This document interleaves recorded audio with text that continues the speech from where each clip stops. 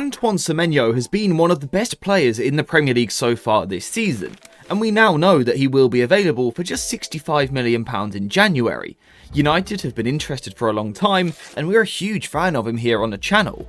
Can he be the final piece of the Manchester United attack? Does it actually make sense? Now, on face value, I think Semenyo ticks a lot of the boxes. For starters, he is a Premier League proven talent, and we know that this is something that Ineos have tried to prioritise since coming to United.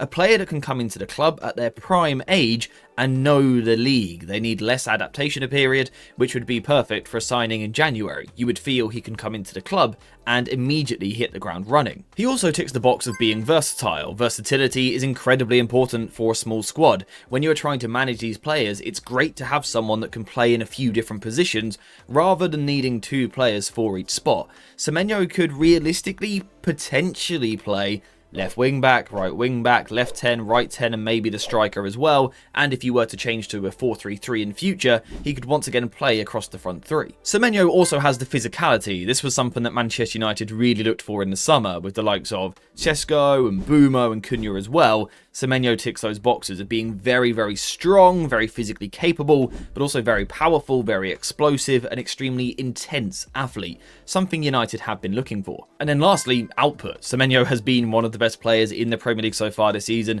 He's up there with the top goal scorers. He's been assisting as well. He's literally had just a fantastic start. Why would you not want a player who so regularly can produce in the final third? Now let's take a slightly closer look at that skill set that Semenyo possesses. What is he actually good at? What has he been doing so well for Bournemouth not only this season, but also last season as well, and arguably the season before? Well, first things first, Semenyo is an excellent ball carrier, someone who is a ball progression magnet because of his ability to pick up the ball in a relatively deep, wide position before driving forward and carrying his team up the pitch. We've said already, he's a physical, explosive athlete.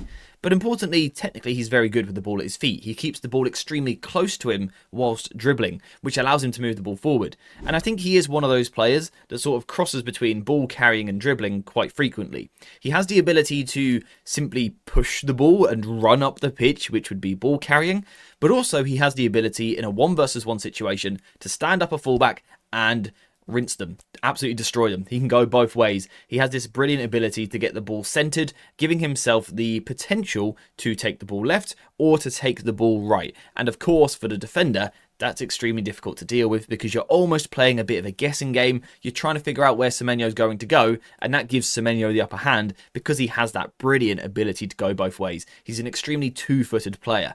I also think, as well as his ball carrying and dribbling, he's actually really nice with some of his link work as well, some of his associative play with his teammates.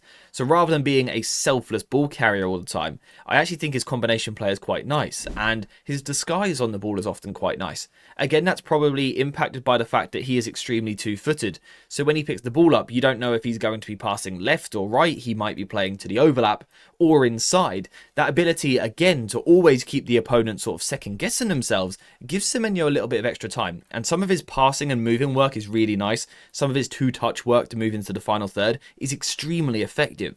And then once in the final third, he's a goal scorer, right? He's proven that this season with a lot of goals already. He already looks set to break the record, his personal record for goals in a season. And I think the great thing about Semenyo is, first of all, he takes a lot of shots, which is a good thing because it means he's getting into dangerous positions. It could also be viewed as a slightly bad thing because it might suggest he's a little bit selfish, or sometimes his decision making is poor, which I think would be the case. But the great thing really for me when it comes to Semenyo and shooting is the fact that he is so two-footed. There is no angle bias at all. He is happy to whack it off the right or off the left. He can place it with both feet as well. And again, that unpredictability gives you a huge advantage in the final third, and it also means that he can shoot much quicker.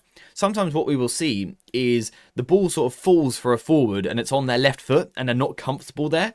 So they try and take an extra touch to work the ball onto the right foot, but by that time they're then tackled, especially in the Premier League where you do not get as much time.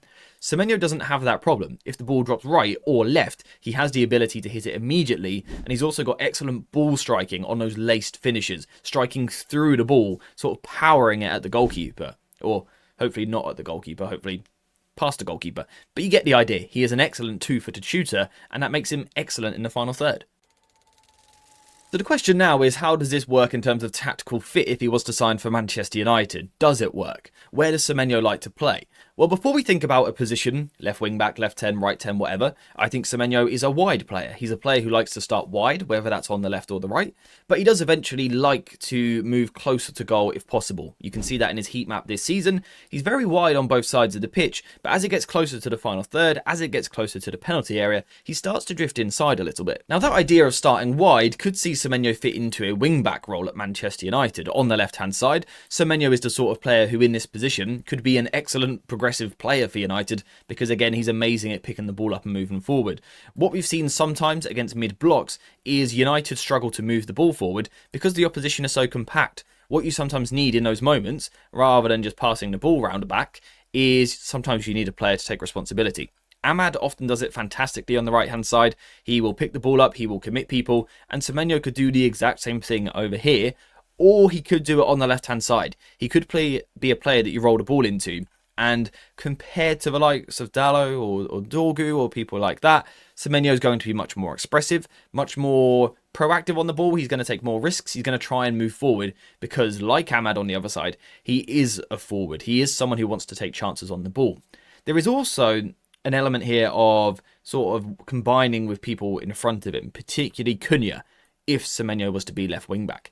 Is there a moment where we could roll the ball up the line to Cunha, who could peel a little bit wider? He's very capable of doing that, and then Semenyo would be given the license to drive inside. On the next move, Semenyo is going to carry the ball out wide down the line, and Cunha will play in the pocket. The fact that both of them can go both ways could make this really dangerous. Again, Semenyo's two-footedness would come into play because he can go both sides. We've seen in recent weeks, Amad and Mbeumo have finally started to click. They've started to understand each other. And two such dangerous players playing so close to each other has been a nightmare for the opposition. Imagine now if we could do something similar on the left-hand side with players with huge threat. And in fact, on the left-hand side, I would suggest that the dynamic is a bit more natural because Cunha is slightly more central anyway, while Semenyo does start that little bit wider. Now, I think the biggest upside of doing this would simply be getting an attacker in this position here. We are very often seeing Dalot stuck in this position and he doesn't really know what to do with the ball, whereas Semenyo, when he picks the ball up here, tends to do absolutely magical things like this, where he dances through and puts the ball into the back of the net. That would make United more dangerous, right? Having a winger, a forward receiving in this zone as opposed to a fullback. That is something that could make United more lethal in the final third of the pitch. I think Semenyo would also be important at the back post as well. The fact that he is an attacker. When United are moving down the right side with the likes of Amad and Mbeumo, we're trying to combine, we're trying to cross into the box.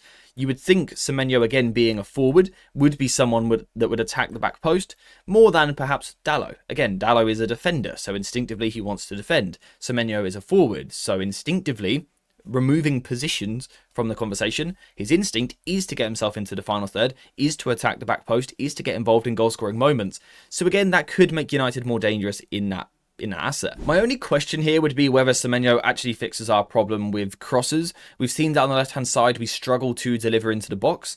Now, again, you would expect Semenyo to be better than the likes of Dalot, for example, or Dorgu, because he's two-footed, so he could work the ball inside and cross from there, or he could go down the line and cross from there.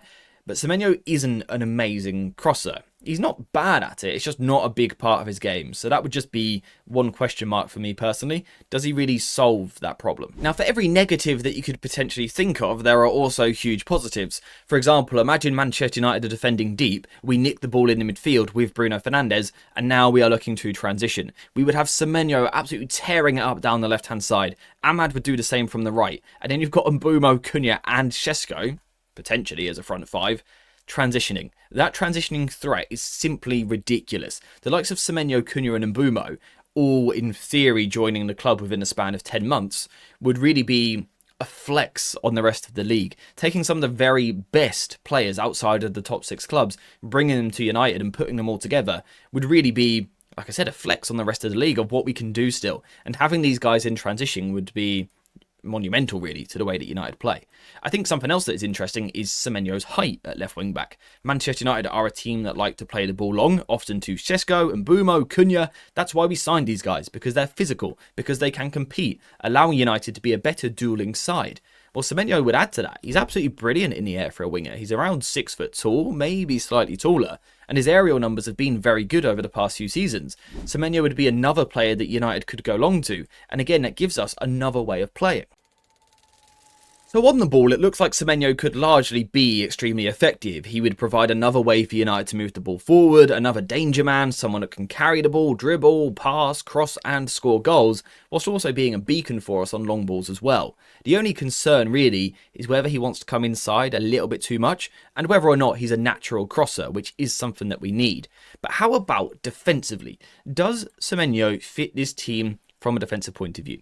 Now, we know as an individual, Semenyo is extremely hard-working. He's an intense player. He's a player that will always do defensive work for his team. He will never shirk that responsibility. He is happy to work hard and press and track back and things like that. So for United, that could work. Imagine the opposition are building possession in a 4-3-3, for example, like this. We could see Cunha tucking in behind Sesko and Mbeumo form a front two, and then Amad and Semenyo press the two fullbacks. We would then be man-to-man in midfield here, and then man-to-man at the back. In theory, that seems to work quite nicely. However, when we now move to the mid-block, the question marks start to come in because the shape doesn't feel so natural. We know that when United are in a mid-block in a 5-4-1, it's just not very good. It's not very defensively secure. So what we try to do where possible is shift to a back four. The problem is, how do you do it with these wing backs? So, for example, one of the wing backs tends to drop into the back four when we try and do this. Who would you ask to do that out of these two? For example, you could shift Shaw to left back. That works. De Ligt and Yoro, sure, that's great. But do we really want Amad as a right back? It doesn't feel right. Okay, so let's swing it the other way. Let's push Amad further forward, and Mbeumo and Sesko move across. Cunha drops wide. Yoro, De Ligt, Shaw move across. That's fine. But now Semenyo's at left back. You don't take one of the best attacking players in the league and ask him to defend at left back in a mid-block. So this would be a concern. United would need to find a different solution. United would also likely have a problem in the low block as well, because we know that United, under Amorim, tend to retreat to a 5-4-1 that looks like this. Semenyo and Amad as wingbacks here is just not ideal. Again, it's not where they want to play, it's not where they deserve to play. They're attacking players, let them attack people, rather than being attacked by the opposition's wingers constantly. If I was the opposition, I'd be looking at Semenyo and Amad as weak points, players that I could probably exploit, players that I could attack, because at some point you expect a deep forward to switch off at some point, because they're not natural defenders.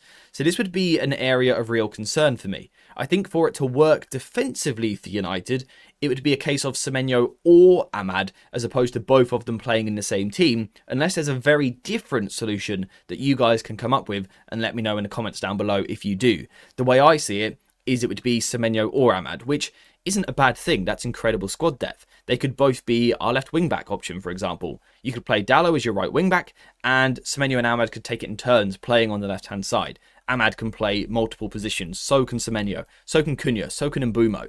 So it would allow United to rotate. This is by no means a bad thing. But in terms of squeezing them both into the same starting 11, I think it becomes a little bit tricky defensively, because we're not a dominant team yet, so we do get tested at the back. There are moments where we have to sit deep, and for me, this just doesn't work. So the final question, does Semenyo to Manchester United make sense? Financially, I think it's doable. I think, United will be stretching themselves to do this deal, but I think it is possible. I think this club always has more money than what we know about. I think Semenyo is a market opportunity. He is a player who would normally cost probably closer to 80 million with his recent form, so to get him for closer to 65 would be a good deal. A release clause makes the negotiations a little bit easier. I think it's a deal that United could do. Is it a deal we should do? It's a tricky one, because in the long term, I think he would be amazing for the squad. I think, for example, if you pictured United in a 4-3-3, Semenyo on the left-hand side would be absolutely lethal. He would be an incredible player. And United should be trying to sign good players. Semenyo is one of them. He's absolutely fantastic. He can work in different systems, different positions, incredibly hardworking, and a great player in possession. So sure, go and sign him.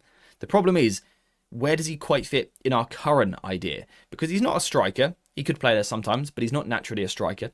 We've got Cunha for the left 10, and we've also got other players like Mason Mount and Bruno Fernandes that can play there as well. On the right, we've got Mbeumo and Amad, so he doesn't displace them. So for him to be starting, it probably comes on the left-hand side at left wing-back. But then we have those defensive problems. So to tell the truth, I'm unsure. I think if it was me, I would seriously be considering it because I think he's so good, and the potential behind the move and what you could get to work could be lethal and make United the most dangerous team in the Premier League. I genuinely think he's got that level of ability combined with what we've already got. It could be an absolute joke. But the balance would be tricky. That would be a problem for United. As I said, this probably would reduce Ahmad to more of a squad role, which maybe isn't ideal. So basically, I need your help in the comments. Should we sign Semenyo? Should we go after him and make the most of this opportunity? Or is this one that we have to miss out on because of the signings that we made in the summer? Let me know what you think in the comments down below. And whilst you're there, if you could leave a like, subscribe, and get your notifications on as well, that'd be amazing. But apart from that, we are finished for today. So thank you very much for watching. Hope you have enjoyed this video. And as always, I'll see you in the next one.